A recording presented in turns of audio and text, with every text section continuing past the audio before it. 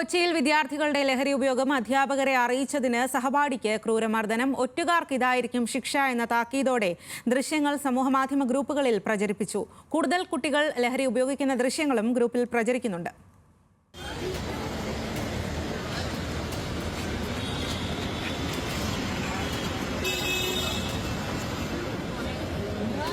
കൂട്ടുകാർ വഴിതെറ്റിപ്പോകുന്നത് അധ്യാപകരെ അറിയിച്ചതിനുള്ള സമ്മാനമാണിത്.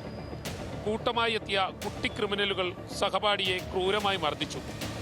അതും മറ്റുള്ളവർ കാണുകെ നടു റോഡിൽ വെച്ച്.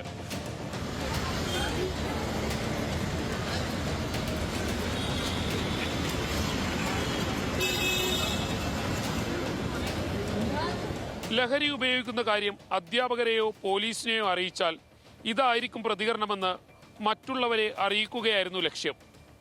മർദ്ദന ദൃശ്യങ്ങൾ സമൂഹ മാധ്യമ ഗ്രൂപ്പുകളിൽ പ്രചരിപ്പിച്ചു. ഒപ്പം ഒരു താക്കീതും: ഒറ്റുകാർക്ക് ഇതായിരിക്കും ശിക്ഷ.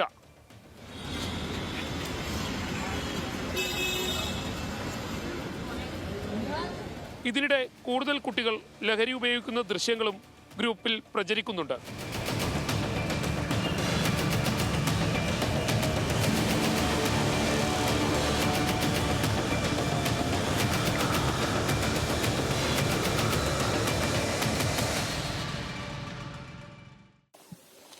ലഹരി ഉപയോഗിക്കുന്നത് മാത്രമല്ല, കാട്ടിക്കൊടുക്കുന്നവരെ അതിക്രമിച്ച് ആ ദൃശ്യങ്ങൾ നവമാധ്യമങ്ങളിൽ പ്രചരിപ്പിക്കുകയും ചെയ്യും.